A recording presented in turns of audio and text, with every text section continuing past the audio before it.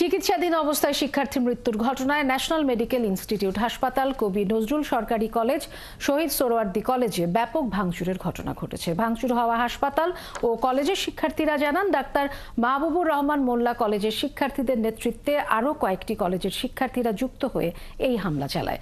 এ সময় ভাঙচুরের পাশাপাশি সার্টিফিকেট, টাকা সহ বহু জরুরি কাগজপত্র লুটপাট করে তারা।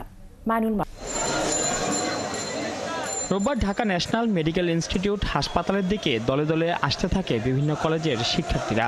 ডাক্তার মাহবুবুর রহমান মোল্লা কলেজের শিক্ষার্থী অভিজিতের চিকিৎসায় গাফলতির কারণে মৃত্যুর অভিযোগ তাদের। সেই প্রেক্ষিতে হাসপাতাল ঘেরাও ও ভাঙচুর করে তারা।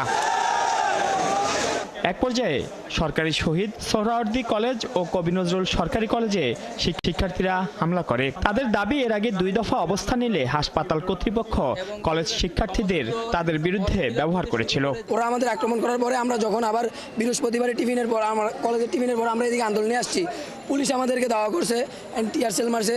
10,000 টাকার জন্য একটা ছেলের কি 10,000 টাকা প্রাণ, আপনার প্রাণের দাম কি 10,000 টাকা, এর জন্য মেরে ফেলছে। পরে 2 কলেজেই পরীক্ষা চলাকালীন সময়ে হামলা চালায় অবস্থানকারীরা। 2-4-5,000 পোলাপাইন নিয়ে আসছে। এখানে ডিএমআরসির পোলাপাইন ছিল, তারপর নারায়ণগঞ্জের ছিল। কেউ সিসি ক্যামেরা ফুটেজ চুরি করে নিয়ে যাচ্ছে, কেউ হেডলাইট খুলে নিয়ে যাচ্ছে, কেউ হোন্ডার চাবি নিয়ে যাচ্ছে। আমাদের ছেলেমেয়েরা গেছে পরীক্ষা দিতে, আমাদের ছেলে মেয়ে সবগুলোকে মারছে এবং ইভেন মোবাইল টোবাইল যা ছিল সব হাইজ্যাক করছে ওরা। প্রায় 3.5 ঘন্টা পর শিক্ষার্থীরা রাস্তা ছেড়ে দিলে জড়ো হতে থাকে কবি নজরুল ও সোহরাওয়ার্দী কলেজের শিক্ষার্থীরা।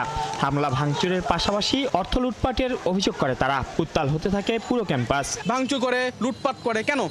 স্টুডেন্ট তো আমরা এর শিক্ষা আমরা পাই না। টিচারদের যে হল রুমগুলোতে আপনার সিপিইউ ছিল, কম্পিউটার ছিল, সবগুলো তছনছ ভেঙে।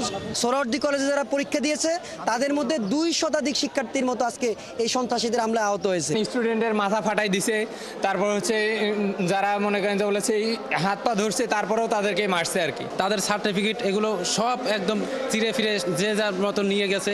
প্রত্যেকটা চেয়ার টেবিল ভাঙচুর করেছে, গ্লাস ভাঙচুর করেছে। আমাদের এখানে 17টা ডিপার্টমেন্ট, বেশিরভাগ ডিপার্টমেন্টেই ডেস্কটপ ছিল, সেই ডেস্কটপগুলো, মনিটর, সিপিইউ সহ নিয়ে গেছে। আলমারি থেকে সার্টিফিকেট, মার্কশিট যা ছিল অর্ধেক আমরা রাস্তায় কুড়াই পাইছি, বারান্দায় কুড়াই পাইছি, বাকিগুলো আমরা পাই নাই। ঘটনাস্থলে শুরু থেকেই পুলিশের উপস্থিতি থাকলেও সংঘর্ষ ঠেকাতে কোনো ব্যবস্থা নিতে দেখা যায়নি তাদের। সোহরাওয়ার্দী কলেজ বা কবি নজরুল কলেজে কেই বা কারা উস্কানি দিয়েছে, স্টুডেন্টরা বারবার বলার চেষ্টা করেছে। তারা ওখানে গিয়েছিল, তারা ওখানে মারমুখী অবস্থানে কিছুটা ছিল, তো সেটাও আমরা আমাদের অবস্থানের দিকে ছিল, আমরা বিরত করার চেষ্টা করেছি।